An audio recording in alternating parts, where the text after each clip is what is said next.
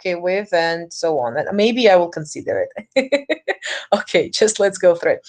Well, as you remember, in the case of the first midterm, so you had this portion of the chapter 2, the cardiovascular system, and chapter 1 in this book. Here we will go through the chapter 3, as you can see. So the chapter 3 is important for me. And what I'm saying about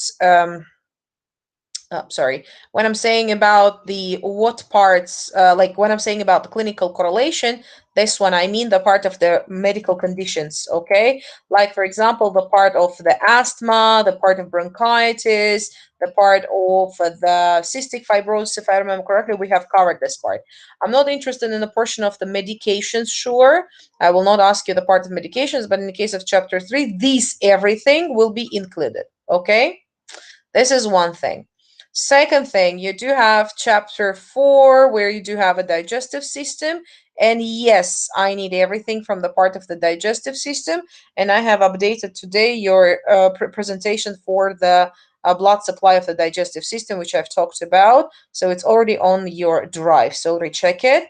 Here, all of the parts are needed for me, literally everything I need. Okay, so literally all of the information about the digestive system. Okay, in case of the clinical correlations, you remember I've talked about the part of the GERD, so gastroesophageal reflux disease, and yes, I will need it. I will ask you some questions maybe in your midterm too about that, as well as this hiatal hernia, because I explained the part of the what is the hiatus and in the portion of a diaphragm, and we've talked about that part also. Yes, yes. Also, okay, this part's no. Diabetes mellitus, I told you I need diabetes mellitus in very much details because I've talked about the diabetes mellitus. That's why, yes, I need it. Okay, so the medications, no, I don't need the part of medications. Then the chapter 5, which contains the nervous system, here I literally do need everything. Okay, let me recheck, please. So literally everything with all of the details. Okay, so although which parts, yeah, the part of the this medical or conditions or clinical correlations I don't need in this case. But if you remember, we've also covered some parts from the IRA folks, and I want some info from IRA folks too. This is also one of your textbooks.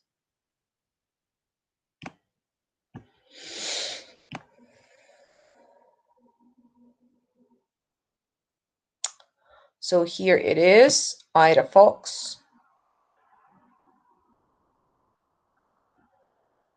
So it's basically for the nervous system in the basic guide. So it will be include everything except the medication only for each chapter. We don't need to study medication at all. Yes. Okay.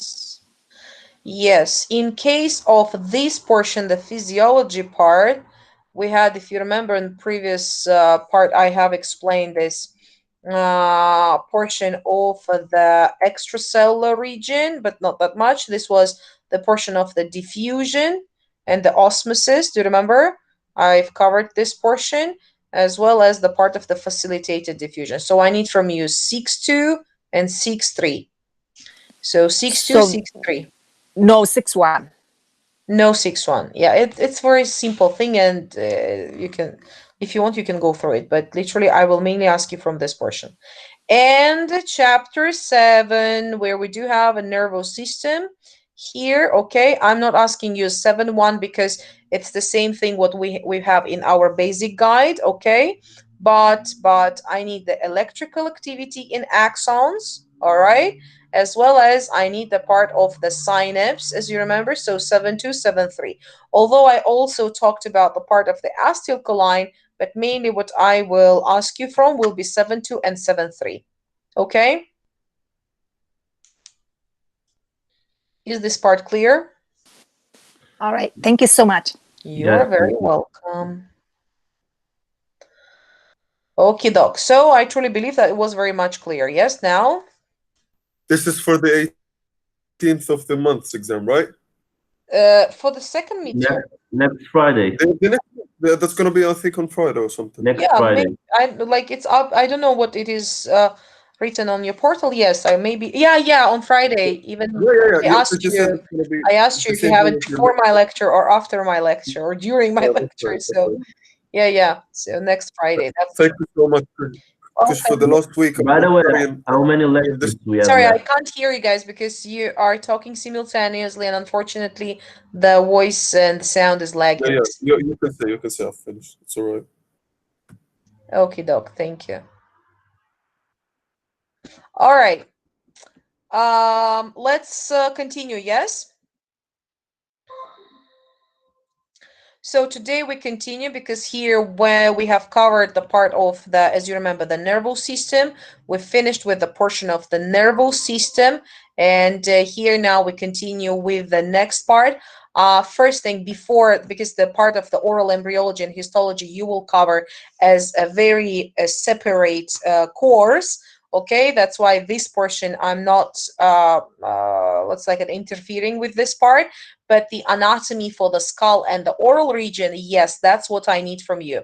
And here, unfortunately, maybe I don't know because you don't like the part of the Moores, but I will be still using some pages from the Moores, okay? Moores clinically oriented anatomy, because it has a very, very good pictures, one thing, and also there is a very good explanation of some parts, okay? So, and here, let me open the Moore first of all. Here it is. Hold on, Dr. Lana. Is that chapter 7? Like the part 7.4 will be on the midterm and all? No. I No, finished with not chapter the 7. Oh, explanation, yeah? oh, So okay. I just need to continue with this with a part of the topics which we need to cover this semester, and that's all. So Oh, okay. chapter 7, skull and oral anatomy, as you can see. So today we'll cover the portion of the skull, and next week I will finish with the particularly only and only the part of oral anatomy, so in very much details, okay? So here, please remember, in Moore's clinically oriented anatomy, we do have a chapter 7, which contains the part of the head, as you can see. All right, and here we do have a portion of the overview of the head, starting with some overview information. Then we do have a portion of the cranium, so I will just show you what I mean. So here, starting with the very first part, which simply contains, as I told you, the overview. Yeah, so the part of the overview here, as well as we do have a part of the cranium and its composition. Yes, as you can see here, as well as the part of facial aspect, because I need this portion, so I need all of these pages. Here you can see a very nice figures, okay? So which will also cover. Here you can see that it is continued with a part of the facial aspect and what are the main bones and structures we can find.